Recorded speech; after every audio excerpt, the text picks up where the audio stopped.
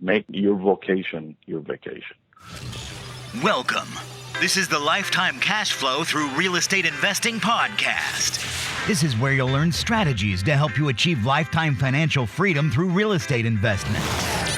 Your host, Rod Khleif, has owned over 2,000 homes and apartments, and he brings experts in all aspects of real estate investment and management onto the show. Now, here's your host, Rod Khleif. Welcome to another edition of Lifetime Cash Flow Through Real Estate Investing. I'm Rod Khleif, and I'm very glad you're here. I know you're going to get tremendous value from the gentleman we're interviewing today. His name is Tony Azar, and he's the managing director of Capstone MultiFamily Group and MACC Properties. Both companies he formed in 2003, and they own over 340 units with a value in excess of $160 million. And the team at Tony's companies are experts in evaluation, acquisition, financing, and management of multifamily properties. And I could keep going on, but I'll let Tony expand on his background and success. Tony, thank you very much for being on our show today. Well, thank you, Rod, for having me on it. Yeah. So maybe, where are you calling from today, by the way? Right outside of Charlotte. Our headquarters is in Gastonia, North Carolina. Very nice. Very nice. And I understand that's where a lot of your property is. Is that correct, in North Carolina? Predominant portfolio is in the Carolinas. I would say about 80% of our portfolio is in the Carolinas, north and south. Okay. Maybe you could start by expanding a little bit on your background and how you got started or how you got into the multifamily arena. I'm a computer engineer and an analysis and design engineer. I started out in the computer business, graduated in 82, started my business in 83. We evolved from a retail store to a distributions and hardware assembly. And in 2003, the late part of 2002, where the internet pretty much have really taken a lot of people, a lot of value of our business was gone because we were in the hardware sector, and anybody can go direct to manufacturers, and you can call us. We were like the middleman as a distributor. So we pretty much sold out and decided we're thinking of what I wanted to do. At the time, I guess I was about 41, 42 years old, and kept looking into different things. And one thing that have always interested me is real estate, and started diving into, the knowledge. I guess I called myself a junkie when it comes to buying books and tapes and you name it, and I had it. It was crazy. My wife used to tell me, are you sure you want to do this? Seems like I was spending a lot of time, but it was something I've never done. And I'm one of those guys, if I want to do something, and I really dive head to toes. Sure. It took me about 6 months, and I decided that I wanted to do some single family, and I needed to do it as a flip, not as a rental. So I did that for from about 2003 till 2007. Our last year, meaning in 2006, 2007, I flipped about 43 houses. Wow. So you set up systems. I mean, you did it as a full-blown business rather than one-off, for sure. I did. And I had crews. I had basically 3 ongoing crews, so we were just hopping from one place to another. Obviously, in the course of 3 years, I kind of designed the systems I wanted to be different. I kind of took the guessing game out of the flipping. Regardless of how conditioned the house was at the time, my plan was to go in and just gut out everything, go down to the stud, and then start fresh. Wow. The reason for that, I did not want to have a reason for the buyers to come in and say, I wish they did that. I wish somebody did this, or, I wish they used this, and that type of things. And wow. It was really a risk move at the beginning because my cost of the rehab was higher than a typical investor. But significantly higher. Exactly. But it worked, and Okay. I sold all my houses. I am not a real estate broker. I have sold all my houses direct, and I started a waiting list. So when they will see the sign, MACC Properties coming soon, and that type of thing, the referrals, and that's how we kept that business. But And was that in North Carolina also? that was in North and South Carolina. Again, 85% of my flips, Rod, were what I call the bread and butter, the 3-bedroom, 2-bath. I stayed more on the conservative side. The last year or so, I moved up to, what I would call the higher end. And it depends on the region of the country. As you know, prices of single families changes. In the Carolinas, when you hit the $500,000, it's considered a luxury house. But you take $500,000 to Boston, and you get a 2-bedroom shack. Or Sarasota, Florida, where I'm at. Yeah, exactly. No, that doesn't buy you much. Okay, and so tell me about your transition into multifamily. So in 2007, I mean, I remember in particular one of my last 2 closing, and where we were walking into closing on single families, and I knew darn well that buyer should not be buying that house. They didn't have the qualification, low credit scores. We were doing down payment assistance and so on. And literally the buyers were coming in with $0 out of their pocket. And some of them are walking away at closing with dollars in their pocket. And I just did not feel comfortable. I am not going to say that I predicted this bubble to burst by any means, but it was just time for me to say, I needed to liquidate what I had. And I did. I went down to literally 2 residents. I sold everything else. And it was time for me to look into the commercials. And so I started looking into all the gurus out there and just reading. I mean, I can't tell you how much stuff I read and listening to people. And I didn't go to a whole lot of conferences. It was, to me, the books was, enough for me to gain that knowledge. But I was determined that multifamily was my focus because, to me, it gave me the lowest risk of investments out of the quote unquote the segment of the commercial real estate. So, and a lot of the books you read and you talk to people. I've talked to a lot of people. My uncle, who used to be a tax attorney here in the Charlotte area, a friend of his owned a multifamily business called Southwoods in the area, and at the time they had about 4,000 or 5,000 units. And he said, why don't you go talk to him? And I did. I sat down with the gentleman. His name is Gene Ratchford. I sat down with him for a couple hours, and I walked out of that meeting and I said, it's just like it emphasized what I wanted to do and what I believe multifamily was the safer thing to do, to get into. You leverage out your cost, you spread out your risk, and you're dealing, with 100 tenants instead of 1 tenant. Right. And you can be so 100% vacant, or you can just have a few units vacant. It's a whole different story. Right. So the only odd thing that I did differently than from everything that I read and talk to people, they said, you got to start small. Well, I did not. My first property was 104 units in Augusta, Georgia, and it was outside of my market. But the opportunity was. Can we talk about that Sure. First purchase a little bit, maybe a little more detail? So how'd you find it, and how you financed it, and and what you looked at to make a decision on that property? And buying your first property out of market can be a challenge, certainly from a lending perspective. So maybe how you overcame that as well. It is. It was really a big challenge. So, I mean, we'll have to go back a little bit. Before that acquisition took place, I knew the Carolinas obviously was my quote-unquote backyard. So I was looking into the Carolinas, and I wanted to spread out a little bit more just to see what else is out there. And Augusta was one of those cities that I have done a lot of market research on You know, a lot of people kind of discount Augusta, Georgia, but it is the second largest in Georgia. It seems like everybody relates to Atlanta, but they forget Augusta is the second largest city. And,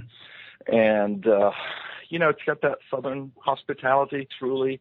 And I, you know, so I started marketing campaign in some of the suburbs is what I call. So I stayed out of Charlotte at the beginning, North Carolina, or Raleigh, North Carolina, but I went to the suburbs of Charlotte, which is suburbs of Raleigh, and that's why I chose Augusta as one of those markets. So when I've done the market research, there was just not a whole lot of units being built, not a whole lot of permits, which is very important in our business, especially for a small investor starting out.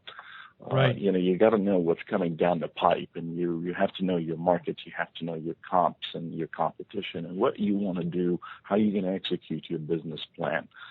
So one of my marketing was really to contact tax offices and obtain a list from them for multifamilies, and every county has a different code. Some of them, right. You know, some of them, anything over 3 units is they consider multifamily, and you know, so it depends. But you get a lot, and then I started sorting out, and again, because of all the readings and all the books and everything that I have done, I guess the reason why I elected to go for a bigger property at the beginning, because it was obvious to me I'm going to spend the same time, the same effort, the same everything on a 20 units than versus 100 units. Oh, that is so important for you guys that are listening to pay attention to. It's the same amount of work. Absolutely. All right. Sorry to interrupt. It is. So the only difference is the equity and the loan. And if you are bankable, if you know you are bankable, and what I mean by bankable is that you can go out there and obtain a loan, whether it's a recourse or non-recourse, and then, you know, it did not make any sense to me to start with 8 or 10 or 12 or 20 units. It made a lot of sense to me to start. So I sorted out my list basically and looked for the, 75 units and higher at the time, and sent out marketing letter that I am an investor and I'm interested in buying your property. And, I'm sure a lot of us have seen some of those letters come across our desk. And, I was getting at the time not a bad response. We all know direct mail. Normally you're lucky to get 1 or 2%. I was getting probably 5 to 6%.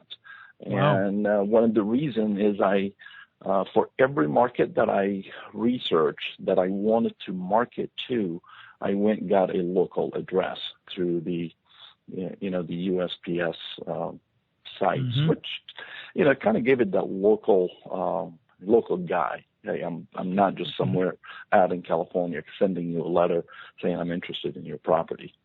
Right. One owner called me. Actually, 2 of them called, at the time, and I went and started looking into both properties. I decided to take a pass on one of the property because of the area that it was in, and then concentrated on this property. It was called Fairway Village, and that I still currently own. This is dear property to my heart, and I'll probably hold it for a long time.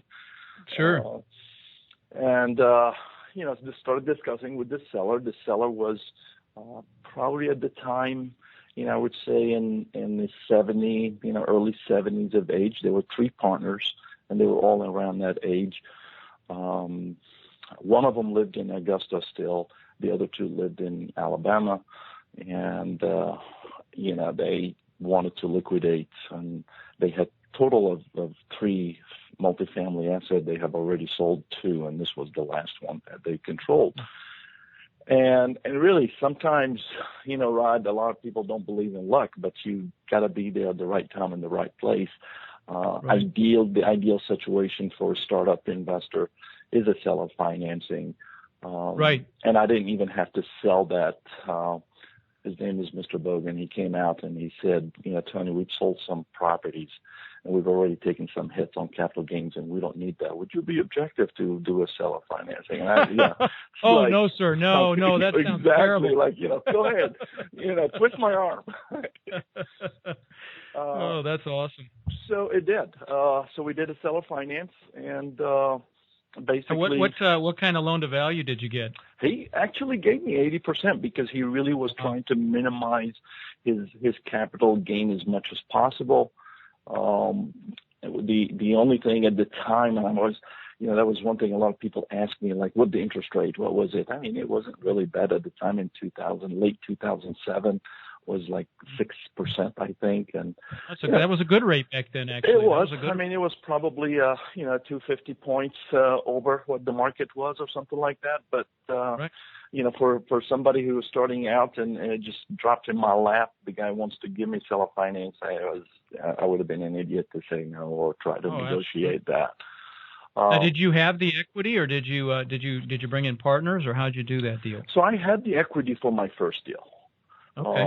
And that's, I guess, another reason why I would probably hold this property for a long time. So I don't have partners in that deal.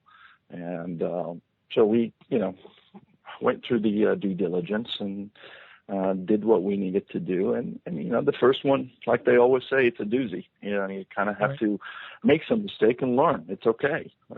Sure. And I think to your listeners, if there is any advice that I can give them is don't worry that you have to perfect it from your first time go around.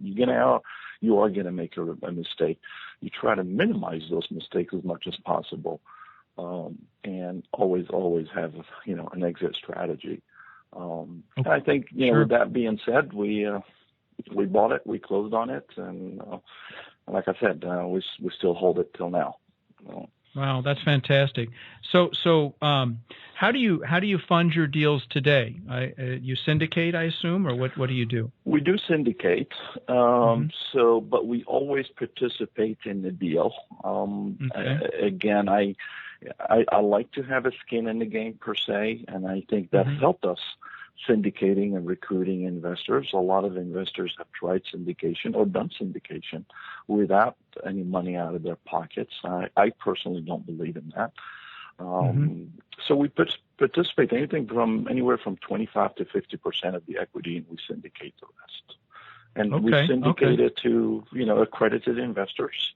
And we have a small network, and I think our track record, knock on wood, has been impeccable. Haven't had a single deal to go south. Our returns we have always exceeded our projections. Our investors are happy. I started out with like 4 to 5 investors, and now we have a active list of about 100 investors. And I'll go out and tell you about 85% of them were referral from original investors. Somebody brings somebody. That's how it works. Yeah, when you make somebody money, then they sing your praises and they'll do business with you forever. True. Now, let me ask you another question. Some investors buy with the idea to reposition and sell, and I think you mentioned to me before we got started that you do you sell as well. Do you do any buy and hold, or do most of your investors want to get out of the deal after a certain period of time? Right, a lot of that really, one, is driven by the investors, and two, is driven by the property. And I think to answer the questions, we probably do half and half. Half of our properties is what we call a 3 to 5 year hold. So we're really buying these properties, trying to maximize the equity as much as we can with the value within the first 24 to 36 months, and then looking to exit out of that assets within the next 24 months. So the total will be kind of a 3 to 5 years hold. Some other properties that when we bought them, we knew that they were going to have to, they were going to be a long term, just because from a cash flow and a buy right mentality. I mean, there's like 3 formulas that I live by. One, you got to buy it right. 2, you got to be able to finance it right. And then 3rd, you got to manage it right. And, all 3 of them are connected. It's like a domino effect. You take one piece out, in my opinion, right? I'm not the expert on everything, but in my opinion, my experience, you're not going to be able to succeed in the others. The management piece, we tried at the beginning to do a third-party managers, and it just got to the point when when I had about 500 or 600 units, and I was spending so much of my time and effort managing the manager. And I said, I said, the heck with this. This is just not going to work for me. So I stopped my acquisition and reshuffled within 6 months to set up the infrastructure and everything, and that just helped me tremendously to expand our business. Wow. Yeah, no, I hear that from other investors. Some of them will tell you, "Oh, get outside management." Some of the seminar speakers will tell you that, but I disagree. I've always managed my own assets, and glad that I have. It's not only saved me money, but it sets you up to provide a much better tenant experience, a resident experience for your residents, and you have much more control. And you end up managing the managers anyway, so you may as well manage your own people. Wouldn't you agree? Exactly, right, 100%. Okay. And I think it also helps, you as an investor, if you are going to syndicate, it helps you to recruit those new investors and new money because you are a true owner-operator. You go out there and you tell them what you're going to do or what you've been doing, and they know exactly what you're talking about. I mean, whether it's the maintenance, whether it's the upgrades, whether it's the repositioning of the property or the repositioning of the tenants. When you are out there in the trenches yourself and your staff, then they can relate to that, and it helps you. But to me, it really helped me quadruple my business within a very short period of time. I mean, from 2007 till the end of 2008, I only had about 200 units, and then from 2009 to today, total acquisitions were over 5,000 units, and now we still hold the 3,400 units. Wow, that's fantastic. Let me ask you this: Do you ever pick up a property, reposition it, and then refinance it, and either take money out or just take out investors and then hold it long term? Do you ever do that? So I have done that, but I didn't do it through a refinance. I do it through a recapitalization, Rod, which is basically the same thing, except it kept me, the manager, with my percentage of equity in the deal. But I did. So what recapitalization is, let's say I go out and solicit new equity based on today's market value. And let's say that property was purchased, $4 million 5 years ago. And today's value, let's say it's worth $6.5 million. So I bring in new equity based on the $6.5 million value to cash out the investors, and they have gotten very nice returns, very nice. Our average, internal rate of return have been between 27 to 35% on the deals that we have recapitalized or sold and exited out. But what that's a great return. It is. What that allows me is to stay in the deal, if that makes any sense. So I cash out my investors. It makes all the sense. My percentages are still intact. I'm still gaining that equity, that appreciation, except now I've, either brought in new equity. But when I do that, Rod, I shrink the dollar amount of equity. So if we go back to that example, let's say it was a $4 million deal, and I raised $1 million 4 years ago. Today when I recapitalize, I'm only going to recapitalize maybe $300,000 to $500,000 of that. So that gives me the tools, because my equity gain have gained in the past 3 to 4 years. So my percentage of ownership in that syndication have moved up with it, and then I'll become the majority and they become the minority as the new investors. Wow. So you set up your syndication, your LLC agreements to allow you to do that. I suppose with some caveats, I'm sure, but you have to. You certainly have to have that set up when you first set up your deal with your investors, that you have the ability to do that recapitalization. You do. I mean, it has to be part of your LLC op. It has to be part of your PPM. And again, if to your listeners, be transparent. Do not do anything and trying to say, maybe I can get away with it. Maybe I can do this later. Maybe I can be transparent from day one. That's a big part of your credibility. Right. So, they know walking in that this could happen, but they also know they have the option to buy back in. So let's say you invested with me $100,000 4 years ago. today on the new equity coming in, that $100,000 is worth $200,000. So I'm giving you back a really nice return on your equity plus the cash flow that you have earned with me for 4 years staying in the deal. So now I go to Rod and I say, Rod, if you do want to buy back in, keep the initial $100,000, put that in your pocket, put back the other $100,000 if you like, but now you're starting out fresh again, with a different higher value that you did 4 years ago, but you've already made a really nice chunk of money returns on that initial $100,000. Yeah, that's kind of. I'm sure that happens for you a lot. That's a no-brain deal. It is. So did you have any mentors as you were doing this, or did you just do this all on your own? Like I said earlier, is just reading a lot of books. I did go to a couple of seminars and conferences. I just did not agree with some of the mentalities that they had. Look, everybody's entitled to their own opinion, Rod. I mean, a lot of people out there pitching, you can do this part-time. Oh, yeah. Nothing down. Yeah, right. I don't know how you can do that. I just could not agree. I mean, you would not believe the amount of gurus out there who have reached out to me over the years, wanted me to coach for them, and I just simply flat out turn it down. Right. Let me ask you this. Do you have any books that you love? Any books that you might recommend to my listeners that pop out of your head? I didn't prepare you for that question, but if you have any that you like. One book that I really have used a lot, but it was really more about a syndication, and is by an attorney who have, started doing a lot of syndications for the commercial real estate, and his name is Gene Trowbridge.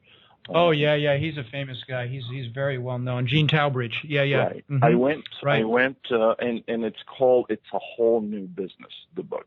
Okay. And I went to one of his, I guess let's call it conferences or workshop. It's a 3 days. Even though he talks primarily about syndication, but really within that, he actually goes through a lot of explanations on the financial side of it, and I think it gives a good background for a new investors to come in to understand what it is. It's right.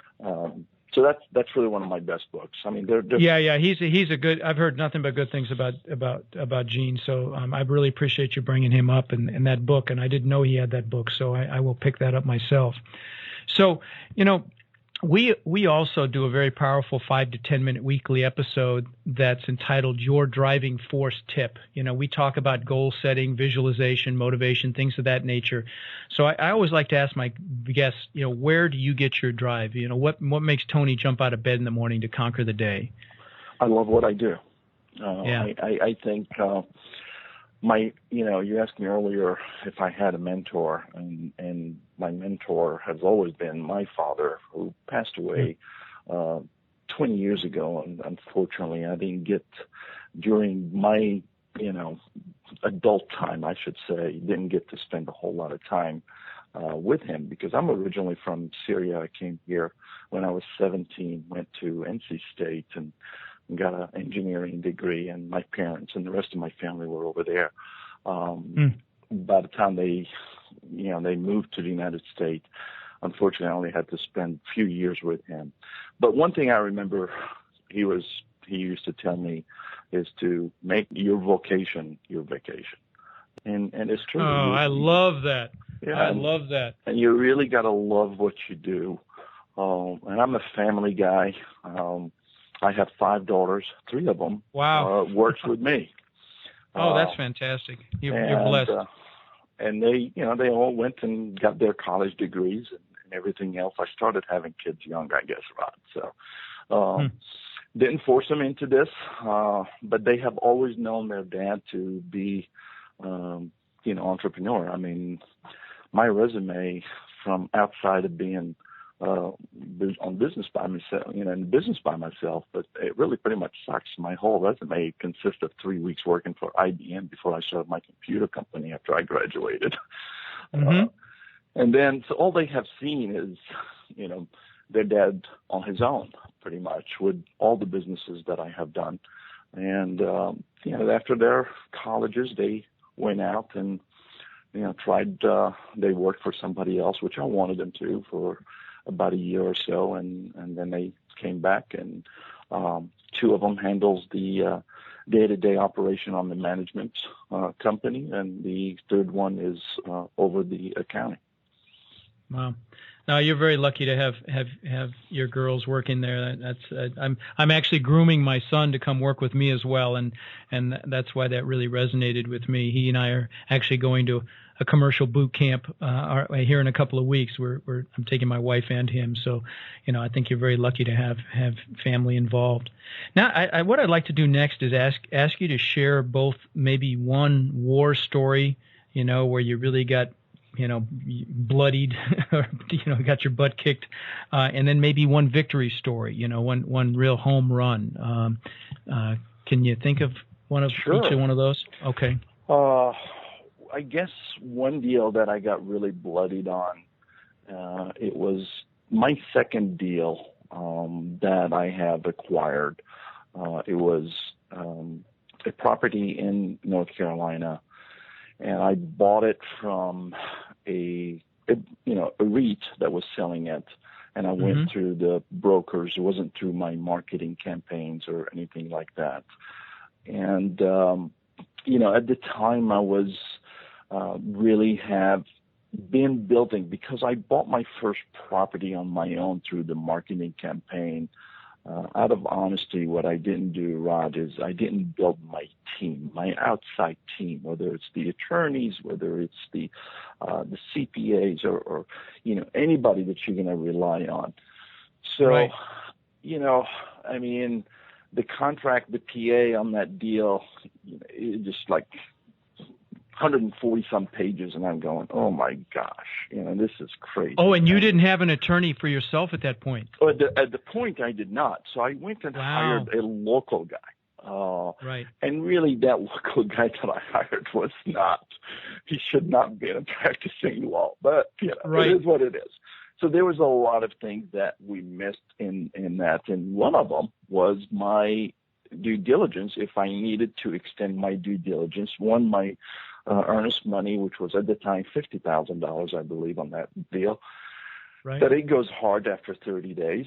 And then if I needed to extend it, that I have to pay an extra $50,000, and that does not get credited toward the purchase price. Wow. Ouch. So that's, I tried my best to negotiate with them. It's a big REIT. I don't want to mention their name, right. but they've owned 110,000 units in the U.S., and it was just like, take it or leave it type of thing. But the deal was so good, and I was buying it so right, that I felt that extra $50,000 was a very good lesson.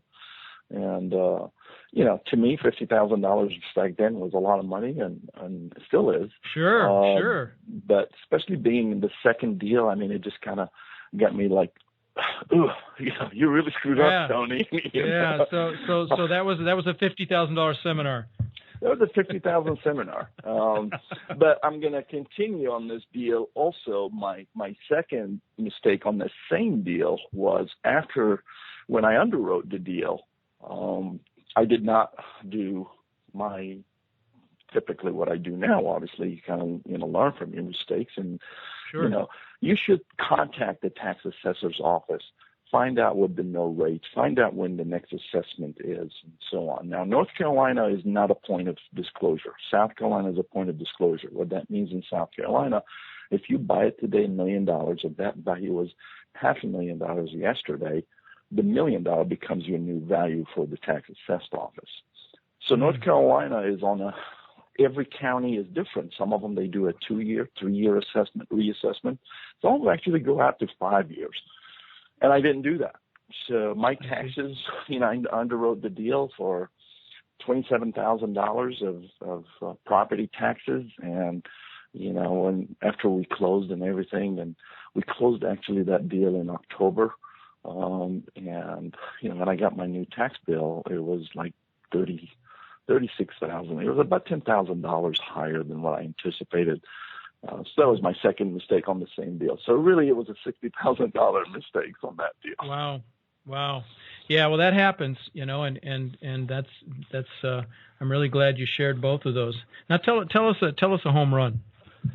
A home run. We manage all of our properties. We do not solicit third-party management, but a lot of lenders that I have dealt with in the past have used me, called me and said, can you be the servicer for this property or something like that. And whether they are, we have done a couple of servicer agreements with Walker & Dunlap, which is a Fannie Dust lender, and then the rest of them have been through local and regional banks. So one deal was a regional bank, and the owner had filed for bankruptcy, and the bank basically, after an ugly year and a half of legal fights, took possession of the property and didn't know what to do with it. It's 113 units. And, they came to me and they said, would you manage it for us? And because, at the time, after 1 year and a half of legal battles and the owners milking that property to the max, knowing that he's going to lose it. It was down to like 50%, a lot of deferred maintenance, 50% occupancy, a lot of deferred maintenance, and so on. So we took it on. And I love these challenges. I love repositioning. I think if there's anything I do, I'm a value add. I tell everybody I'm a value add investor, and I love repositioning deals. And I'll clarify that a little bit more on that in a minute. But okay. So we took it over. We started managing it, and slowly and surely we started increasing, clean up, a lot of the bad tenants, the bad apples, and there was a huge amount of unpaid rents, collections, and so on. But the bank did not want to reinvest some more money because it really needed some capital, CapEx items, big items, roofings, windows, and those kind of things. And one time I went to lunch with the VP of the bank, and I, we were talking about this property, this assets, and I said, look, we're at the point. At the time, Rod, we were probably around 67 to 70%, occupancy. Because, if I have a unit down and the owners don't want to invest the money, how am I going to get it rent ready? Right. So it was a catch-22. Right. And I told him, and I said, we're basically going to stay where we are. So we don't have a choice but to, you either have to invest money or, let's try to sell it, but you're still going to take a hit because the property is nowhere stabilized and you've got a lot of deferred maintenance. And he looked at me and he said, would you be interested in buying it? And I said, well, sure. You better believe it. I'll be interested in buying it. So the bank took that deal around $28 a door, and I bought it for $11,000 a door. Oh, holy cow! So that was wow. a home run. Wow, that's and a of home course run. My argument for the $11,000 a door that I needed to spend about $8,000 to $10,000 a door in capex, and they actually came back and gave me a really nice construction loan to do the rehab, and it worked out great. Fantastic. Well, there's a value in adding value to these lenders for sure. And I was assuming that story was going to end that way when you were talking about helping banks out. But you were going to expand on the value add piece. Can you talk to that for a second? Yeah. So I think, we're reposition type of buyers. I tell a lot of people asking a lot of questions, where and who and how and so on. And I said, look, you have enough money, you can do anything with the property. Exteriors, interiors, whatever you do. If your tenants are, needs to be repositioned, you can reposition your tenants. You can basically start out to zero and do a lease up. But the one thing you can't do anything about is the actual area. And that's important. And I'm not looking for the A+ areas, but I am looking for the growth area. You would have to done your homework on that market and the sub-market within that one city to see where, where the demographics, what the demographic looks like. It's not just the age or the race. It is the income that drives my decision to make a decision to say, this is my business plan. I'm going to go in and spend X amount of dollars per unit because I want to gain that $50, $75, or even $100 more rent. But if my area cannot support that rent increases, if everybody's in my area making under $30,000 and I'm already at a $600 rent and I'm trying to go to $700 or $750, there's just no way it would work. So what I mean by area, a lot of people think like I'm looking for the Class A area. No, I mean, ideally, yes, great, but I am looking for a nice area that I can reposition that property. So you're really concentrating more on an infill location more than something else. Okay. And well, like I said, I mean, enough money you can reposition anything with the asset itself. And then you reposition your tenants and you execute your plan. Right. Well, that's more great advice. Well, we're getting near the end of the show, and I was just hoping that maybe you could leave the listeners and maybe one last little bit of advice. I mean, what suggestion would you have for someone starting out in real estate? What would be your suggestion? I guess my suggestions would be truly, do your homework. Concentrate on one or two markets. Don't go out there and look at every property in every corner of the U.S. Because to me, my reason of success, I truly understood the markets that I was in. I knew these markets like the back of my hand. I didn't have to look up a data research or a Reese or a CoStar or any kind of things to find out what I needed to know to make my decision. And so really understand and get very familiar with the market that you want to do. And then the second, most important thing is you got to take that first plunge.